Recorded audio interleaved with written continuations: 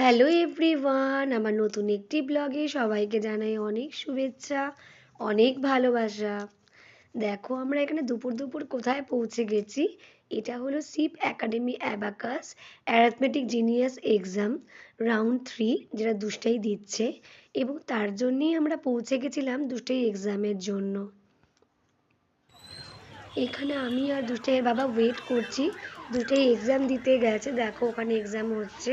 সেদিন খুব বৃষ্টি হচ্ছিল, বুঝেছো, অনেকদিন আগের ভিডিও তো, আমি এতটাই অসুস্থ ভিডিও শ্যুট করতে পারিনি। তারপরে আর এখান থেকে এসে আমি ভীষণ অসুস্থ হয়ে পড়েছিলাম, পুরো বৃষ্টির জলটা পড়েছিল না মাথায়। দেখো সবাই দুষ্টাই পেয়েছে, কি এটা দুষ্টাই বলো, মেডেল, অ্যাবাকাসের মেডেল রাউন্ড 3 এর। দেখো তার সঙ্গে সার্টিফিকেট,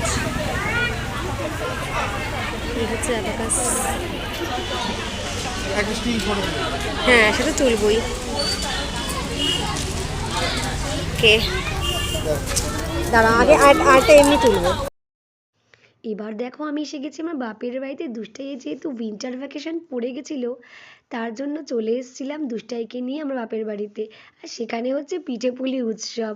আমার মা সব অ্যারেঞ্জমেন্ট করে দিয়েছে, আমি জাস্ট একটু মায়ের হাতে হাতে পুলিগুলোকে বানিয়ে দিচ্ছিলাম। বুঝতেই পারছো শীতকাল যখন, পিঠে পুলি তো থাকবেই বাঙালির পাতে, তো আমরাই বা বাদ যাই কেন। দেখো এটা হচ্ছে আমরা একটা আশ্রমে এসেছি। এই আশ্রমটা হলো আমার রাম ঠাকুরের আশ্রম, যেখান থেকে আমার পরিবারের সবাই দীক্ষিত। তো এই পুজোর উইন্টার ভ্যাকেশনের ছুটির সময়, বড়দিনের ছুটিতে আমরা সবাই ডিসাইড করলাম, আমার বাবা মা ভাই দুষ্টাই, আমরা সবাই মিলে গেছিলাম রাম ঠাকুরের আশ্রমে। তোমরা হয়তো জেনে থাকবে, রাম ঠাকুরের আশ্রম যাদবপুরে খুব বড় সড়ো, খুব নাম করা। তো ইনি সত্যনারায়ণের একটি রূপ। তো ইনি আমার আরাধ্য দেবতা, ইনি আমার ইষ্ট দেবতা। এই হলো আশ্রম। দেখো কত ভক্তের সমাগম হয়েছে এই ছুটির সময়। তো এখন এই ছুটির সময় চলছে, তাই স্কুল কলেজ বন্ধ, অনেক অফিসও ছুটি। তার জন্য এই টাইমটাতে সবাই টাইম স্পেন্ড করার জন্য চলে এসেছে ভগবান দর্শনের জন্য। আর এখানে লাইন পড়েছে খাবারের জন্য। হ্যাঁ, এখানে প্রসাদ খাওয়ার জন্য লাইন দিতে হয়। তো আমাদের তো খুবই আনন্দ হচ্ছিল, অন্তত বছরে একবার তো যাওয়াই উচিত। একদমই সময় হয় না গো যাওয়ার জন্য। এই দেখো ইনি আমার রাম ঠাকুর, ইনি আমার ইষ্ট দেবতা। সকাল সন্ধে এনার নাম করেই আমার দিন শুরু হয়। তো খুব আনন্দ হচ্ছিল, অনেক দিন পর গেছিলাম তো তার জন্য।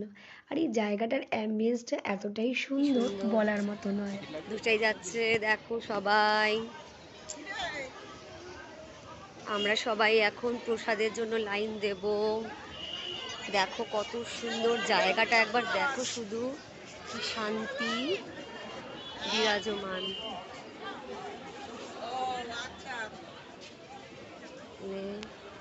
কত গাছপালা, কত সুন্দর করে সব সাজানো।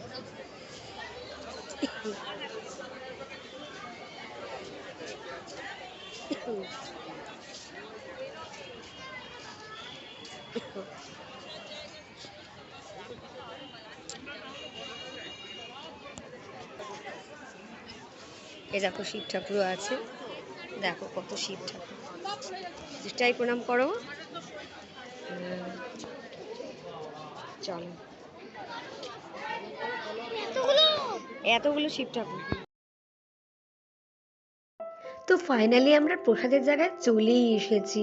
এখানে প্রসাদে ছিল ভাত, ডাল, পোলাও, সবজির তরকারি, পনিরের তরকারি, চাটনি আর পায়েস। তো সবচেয়ে বড় কথা, আনন্দের কথা হচ্ছে এটা ঠাকুরের ভোগ। আর এই ভোগ প্রসাদ খাওয়ার জন্য দেখো কত ভক্তের সমাগম হয়েছে, কত দূর দূর থেকে লোক এসেছে। তো আমরা সবাই বা কেন পিছিয়ে পড়ে থাকি। দেখো আলু ভাজা দিচ্ছে, ডাল দিচ্ছে। বেশি তো শ্যুট করতে পারিনি, পাশে তো অনেক লোক বসে আছে, তারা তো ডিস্টার্বও হতে পারে বলো। আর এইটুকু দেখেই আজকে ব্লগটা শেষ করছি। সবাইকে জানাই হ্যাপি নিউ ইয়ার, শুভ নববর্ষ।